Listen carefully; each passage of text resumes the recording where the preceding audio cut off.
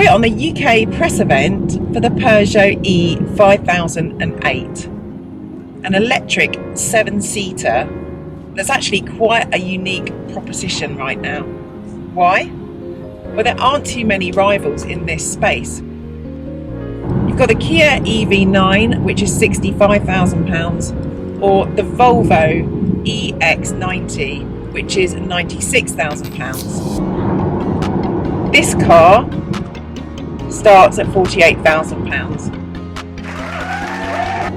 And there are only two trims available, the Allure, which we're driving at the moment, and the GT, which is about £4,000 more. There are three powertrain options, two with a 73 kilowatt hour battery. So this car, which we're driving at the moment, has 210 horsepower and a range of 310 miles. And then later on in the year, you'll be able to opt for the dual all-wheel drive motor setup, which offers 320 horsepower. But for me, the game changer will be the long range version, which will offer the 98 kilowatt hour battery, good for 415 miles. So what's it like to drive? Well, it actually feels quite car-like, which is refreshing in a car of this size. It's not high-sided, and yes, it's heavy, but it doesn't roll in the corners. It's actually quite comfortable, and it soaks up the bumps really well. This car's fitted with the optional leather seats, which has the ability to extend under my knees, so it's a lot more comfier. But regardless of what you spec, Peugeot were telling us about these extra winglets here to help give you more support when you're going around corners. And admittedly it does hold you in better. I've come in quite hot into a roundabout here. I'm going to chuck it around. It's not too bad at all. It grips well enough in the corners, and there's not too much body lean. And then it picks up speed again quite quickly. Feels planted, fairly stable. For what this is, it's impressive, Peugeot. Do you know what, my only complaint really in the drive of this car is the brake pedal. It's got really long travel before anything actually happens, and it feels quite spongy. And then all of a sudden it grabs. I wonder if that's something that could be changed with an over-the-air software update. It doesn't offer one pedal driving, it just kind of creeps, so you eventually have to press the brake.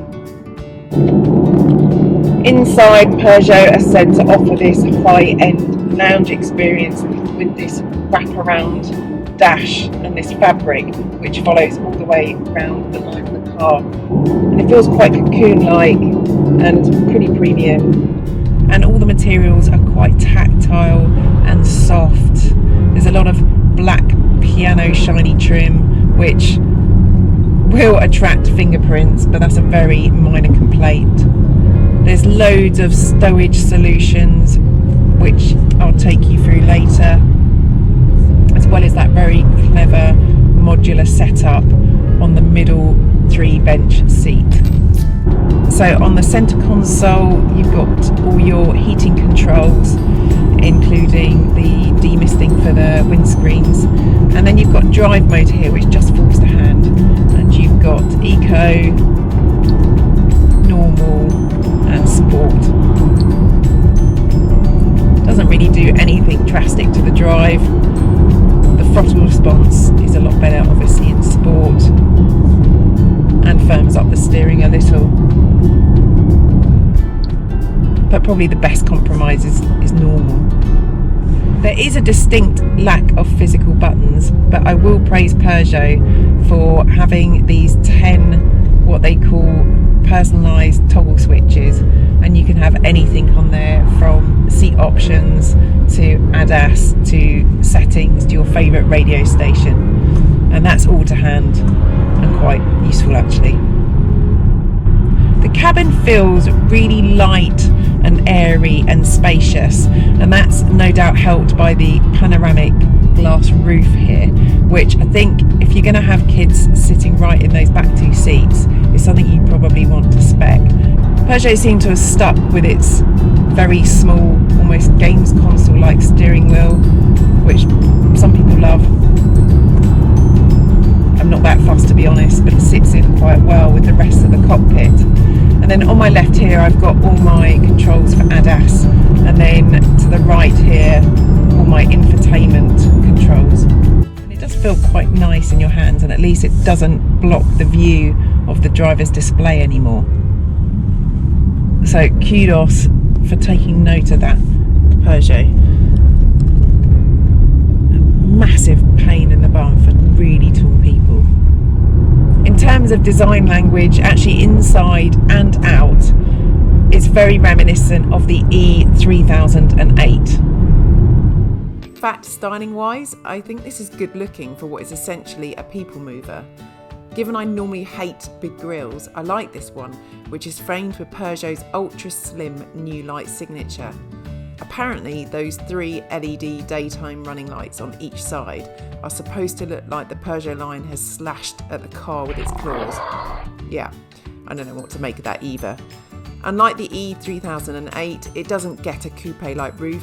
Instead, it's more big and bulky, but I think the relatively high belt line combined with the very pronounced shoulders give it a strong road presence. And compared to its predecessor, it's longer, wider and higher to accommodate those 7 seats. With a 2.9 metre wheelbase, legroom for passengers in row 2 and 3 is pretty generous. Peugeot were very eager to point out how they focused on accessibility to the third row, not just in terms of paying attention to how the seats simply lift, slide and tilt, but also the size of the rear doors, meaning there's plenty of hip and shoulder room, so it's easy for even adults to fit right into the back. To save everyone time, I got the product manager to give us a swift demo. There is 748 litres of boot space in 5-seat configuration, or 259 with the rear 2 in place, plus an additional 80 litres of storage space under the third row seats, and the luggage cover can adjust to row 2 or 3. They said that Peugeot is a brand for the future. Now, I know that's a very PR statement, but actually, with cars like this and at this price point, I can very much see that being the case. But they did have some stats to back it up.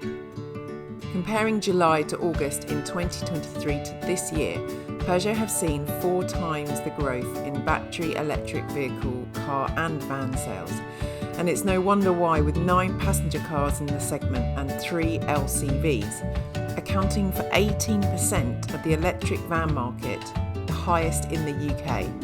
So this road trip has taken us on a variety of roads, through towns, fast, long sweeping bends, and the motorway. And I have to say, it's extraordinarily comfortable on the motorway. It's actually quite quiet. There's little wind noise, or tyre noise, and it's very comfortable. The cruise control works okay, but I think what surprised me the most is the efficiency of the car. So if I go to energy, which has been pre-selected as one of my personalised options on the iToggle, and the history consumption is at 3.6 miles per kilowatt since the start, that is. I really like this car, and I think it could be a game changer for the brand. It feels very car-like to drive. It's not huge. It's got 7 usable seats. It's still got enough space. It feels quite premium side, and I'm in the entry-level version. Kudos to you, Peugeot. This is what we've been waiting for. Okay, that one's died.